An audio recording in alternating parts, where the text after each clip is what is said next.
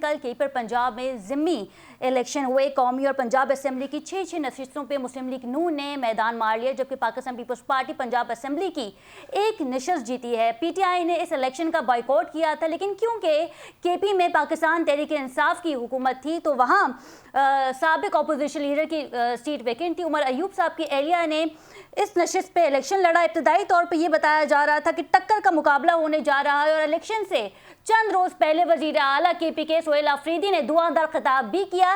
Initial level पे जिस तरह गैर हकमी गैर सरकारी नताइज मौसूल होते रहे, 25,000 की लीड के साथ शहनाज अयूब लीड कर रही थी। शफी जान जो कि मुशीर हैं केपीके के, उन्होंने मीडिया टॉक करते हुए बताया था। लेकिन जैसे जैसे वक्त गुजरता रहा नताइज में भी तब्दीली आती रही और फिर हमने रात गए देखा कि मुस्लिम लीग नून ने मैदान मार लिया है और टक्कर का मुकाबला होने जा रहा था। केपीके में हुकूमत थी, पाकिस्तान तहरीक इंसाफ की सिर्फ 2 नशिस्तों पे पाकिस्तान तहरीक इंसाफ जो है वो इंतखाबात लड़ रही थी, जिस पे मुस्लिम लीग नून की मरियम नवाज का कहना है, जो कि सीएम भी हैं पंजाब के, उन्होंने कहा कि ये इलेक्शन नहीं था, रेफरेंडम था। तो मरियम साहिबा, ये रेफरेंडम कैसे हो गया? ये तो इलेक्शन था, क्योंकि इलेक्शन कमीशन की जानिब से ऐसा कुछ बताया नहीं गया था।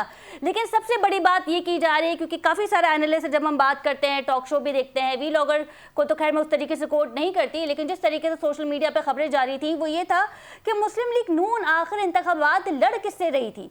पाकिस्तान पीपल्स पार्टी तो आपकी इत्तेहादी है, और क्योंकि पाकिस्तान तहरीक इंसाफ ने सिलेक्शन का बॉयकॉट कर लिया था तो मुस्लिम लीग नून ने जो है वो मैदान मार लिया था, जिस पे हमने देखा chief election commission Sultan Raja साहब ने भी कहा कि जब ज़िम्मी इंतखाबात होते हैं तो उसमें टर्न आउट थोड़ा कम नज़र आता है निस्बतन आम इंतखाबात पे।